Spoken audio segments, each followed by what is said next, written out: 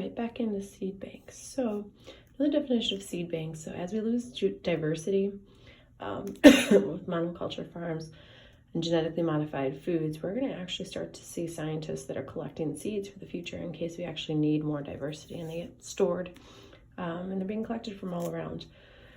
Pollinators are more than just bees. Organisms like bees, flies, bats, moths, wasps, beetles, and hummingbirds are all pollinators. Bats are very important for pollination and for eating pests that might destroy crops.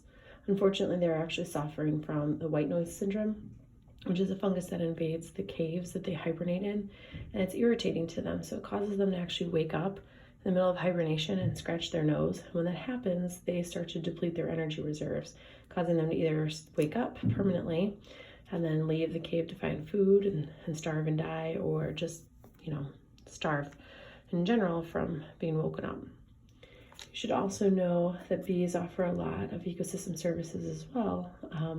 They're suffering from colony collapse disorder.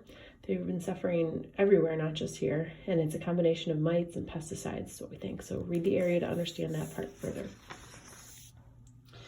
Pest control has an advantage and disadvantages. So some advantages are that it decreases the crop damage and increases the crop yield.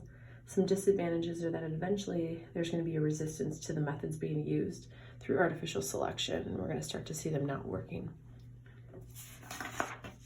Some pesticides include insecticides, which kill bugs, herbicides, which kill weeds, fungicides, which kill fungus. Like berries are sprayed a lot with fungicides to keep them from molding and fungusing. There are some additional things. So synthetic pesticide is man-made from chemicals like DDT. Chlorinated hydrocarbons are synthetic and are made from petroleum oils. They're considered to be the worst and can actually cause birth defects. Most are banned in the US. We have broad spectrum pesticides, which kill a wide variety of insects, and that's whether they're good or bad, they're just going to kill those insects. So there'll be some problems with some broadband pesticides as well.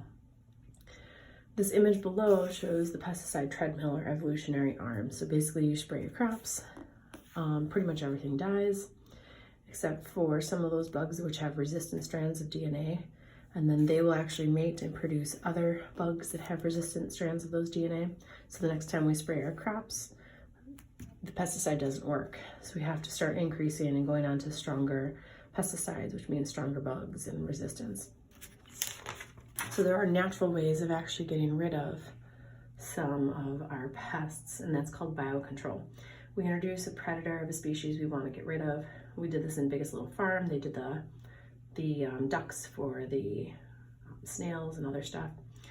So we've done this successfully, and it comes in places like the cactus moth and Bt bacteria. Bt bacteria is a soil bacteria that produces a protein that actually kills beetle larvae, caterpillars, and some fly larvae. They actually spray it on the crops to prevent insects from attacking. Organic farmers use Bt quite a bit because it's natural. There are some drawbacks to this. If you introduce an animal to control, you could actually introduce an invasive species. The cane toad was one of those that was introduced to kill cane beetles, but actually became an invasive species and took over. Integrated pest management is a combination of these methods of pest control while minimizing disruptions to the environment. So you can use biological factors, physical, you can do stuff like crop rotation, usually minimal pesticides, natural predators, or biocontrol. So the good things are that it reduces the risk of pesticides to humans, wildlife, and water starts to get diminished, is protected more. Prevents pesticide treadmill as well. Some negatives are that it can be complex and actually expensive. So GM crops can actually be created to resist disease and pests, but this leads to loss of genetic diversity as well. So you should know biotechnology and recombinant DNA. This is how GM crops are actually produced. And this should be a review from freshman year. So basically we isolate the plasmid or the bacteria's DNA. Then we isolate the gene of interest that we have from that other organism. We insert the DNA of interest into the bacterial DNA to make a recombinant DNA. And this is then inserted back into the bacteria and allowed to reproduce naturally through cell reproduction.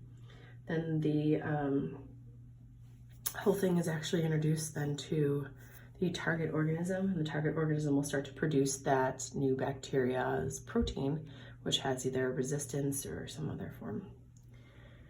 So here's a table of some of the most common GM foods in the countries that use it the most, which is actually the United States.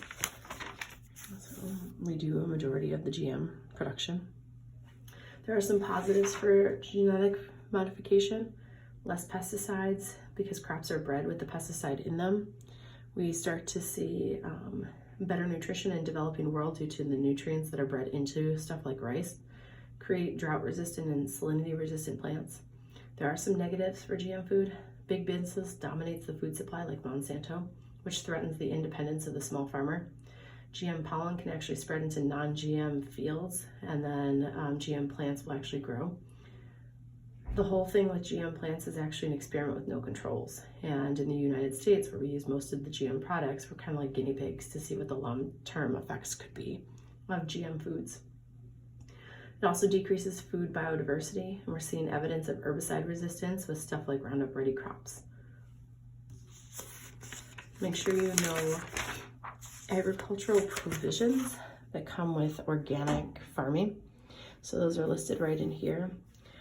Basically, you can't use genetically modified crops, synthetic pesticides or fertilizers, but you can have fertilizers and pesticides. They just have to be organic. There are benefits of organic farming that would include basically just better topsoil, so less erosion. You're going to see more decomposition, more microbes, and overall healthy soil. Some locally supported agriculture would be stuff along the lines of local economy, supporting them through the local farmers, making more money for the farmer instead of for corporation. Less air pollution is actually done when you buy locally, and that's because that product isn't going to be transported longer distances. You're actually buying things that are in season instead of out of season from another country. Some examples of places where you can do this are like the farmers market, a CSA, which is a community supported agriculture program. So maybe once a week or once every couple weeks, they deliver seasonal produce to you from a local farm. And then also rooftop gardens or farms in more urban areas. That is it.